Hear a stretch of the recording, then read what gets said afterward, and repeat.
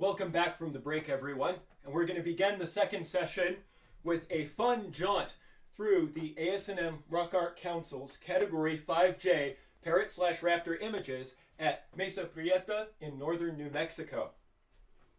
Before I proceed any farther, I want to make a land recognition statement. This study addresses colonized lands within the traditional territory of Tewa-speaking Pueblos and on the border of the traditional farmlands of northern Tewa-speaking Pueblos. Specifically, the colonial toponyms Mesa Prieta and Black Mesa refer to a place and landform traditionally called Tzikwaye.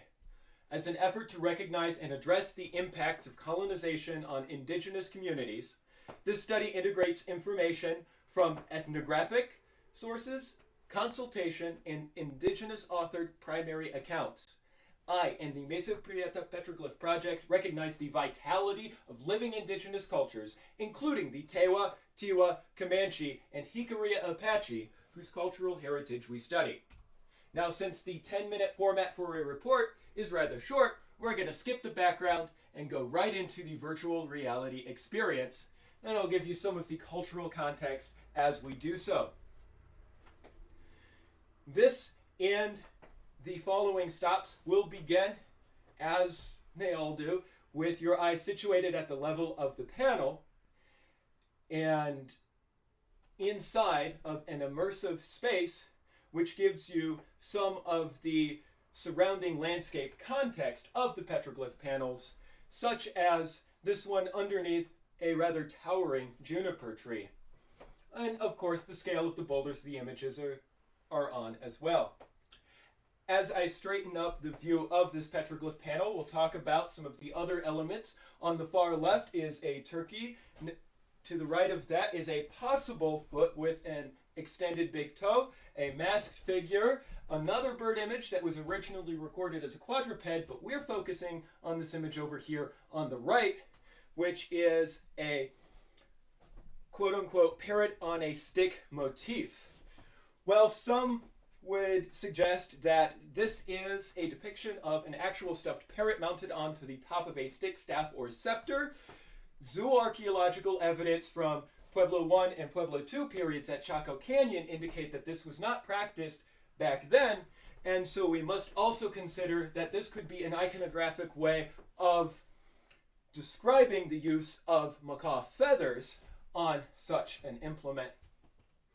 Now, to give you a bit of the context of the space, we have the Bosque of the Rio Grande over here on the left, and then we're going to pan up over the boulderscape that overlooks where the parrots would be kept down in the Pueblos, down in the Bosque.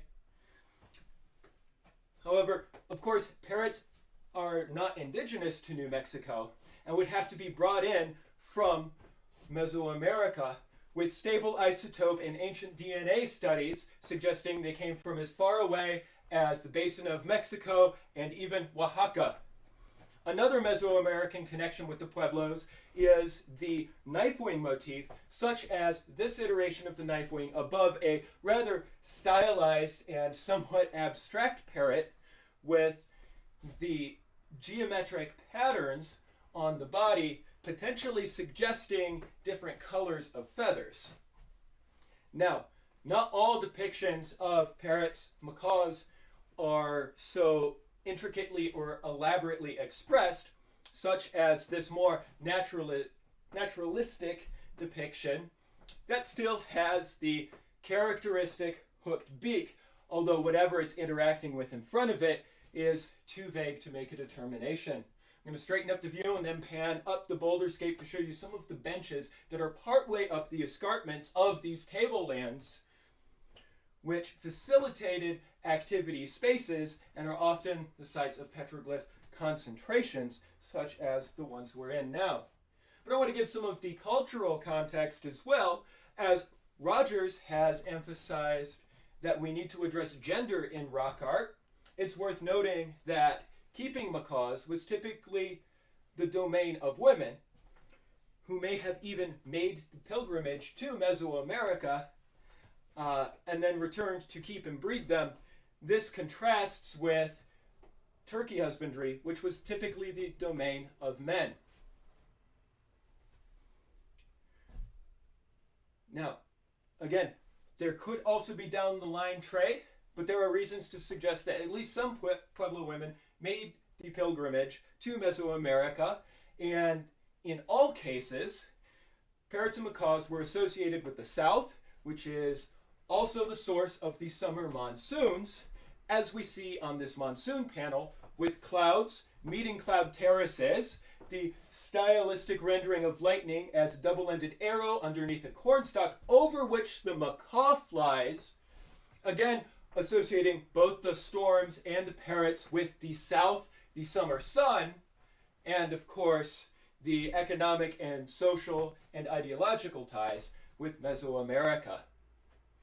Now, the 5J category isn't just limited to macaws and other parrots, but also includes raptor images, such as this striking triangle-bodied figure near the center of the frame. This is on a boulder that is nicknamed Cupule Rock, and we'll pan up and show you more of the cupules up there at the top that give it its name. And we'll also take a little jaunt around, in a circuit around this boulder, to glance at some of the other iconography, but we need to take an aside to put the cupules and the Category 5J image in better context.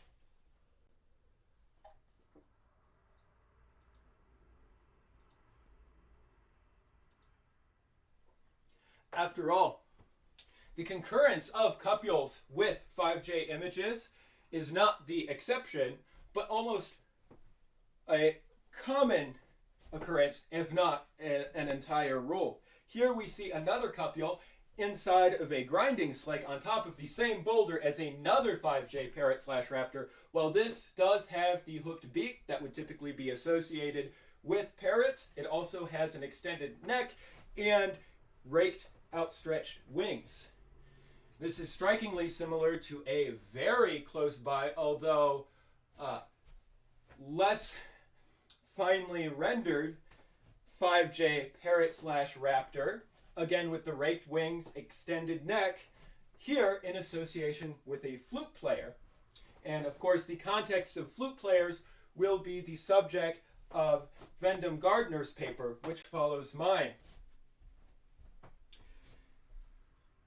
The association between 5J parrot/raptor and flute can be backed up materially, as this video that I'm about to show you from one of our fundraiser events a couple of years ago demonstrates. The musician is Patricia L. Tiwa from House.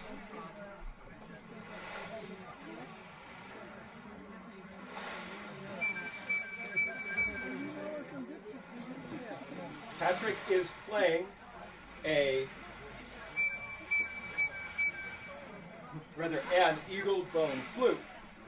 Notice the accompaniment of the abrasion drum.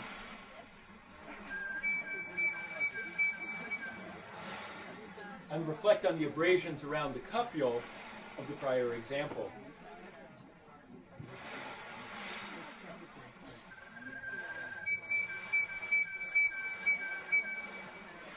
Of course, Emily Brown can elaborate more on the technologies of bone flutes such as this one.